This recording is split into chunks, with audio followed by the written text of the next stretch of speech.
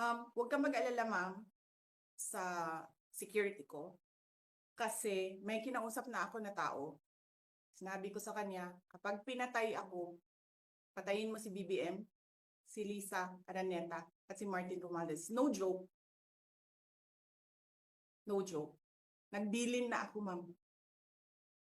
Pag namatay ako, sabi ko, huwag ka tumigil hanggang hindi mo mapatay sila. And then he said yes.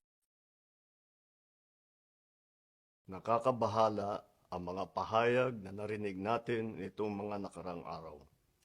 Nandyan ang walang pakundangang pagmumura at ang pagbabanta ng planong ipapatay ang ilan sa atin. Kung ganun na lang kadali ang pagplano sa pagpatay ng isang presidente, paano pa kaya ang mga pangkaraniwan na mamamayan? Yang ganyang kriminal na pagtatangka ay hindi dapat pinapalampas. Yan ay aking papalagan. As a democratic country, we need to uphold the rule of law.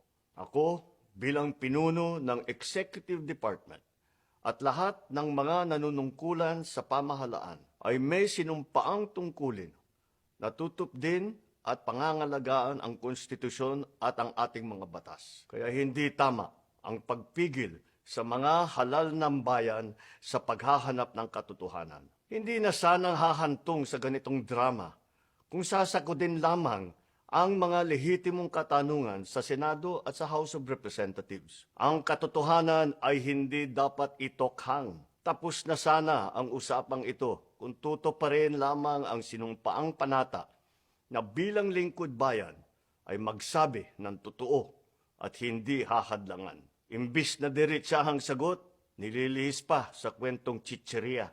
Hangad ko na matuldukan na itong mga pangyayaring ito sa parang matiwasay at magdadala sa atin sa katotohanan. 12 taon din ako nanungkulan sa magkaparehong kamara ng Kongreso. Batid ko ang kapangyarihan iginawad sa kanila ng taong bayan at ng ating konstitusyon. Dahil dito, iginagalang ko ang kanilang gawain bilang isang independenteng sangay ng ating republika. Kahit ang buong executive branch, lahat ng mga ahensya ay hindi nakakaligtas at parating sumasailalim sa kanilang masusing pagsusuri. Bilang isang bansa, marami tayong mga paghamon na dapat harapin at mga suliraning dapat bigyan ng lunas. Sa kabila ng mga pambabatikos, nakatuon ang aking pansin sa pamamahala. Ngunit, hindi natin ikokompromiso ang rule of law.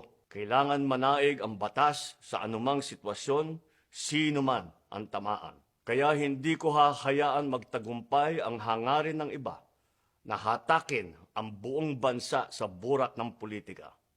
Igalang natin ang proseso. Tuparin natin ang batas.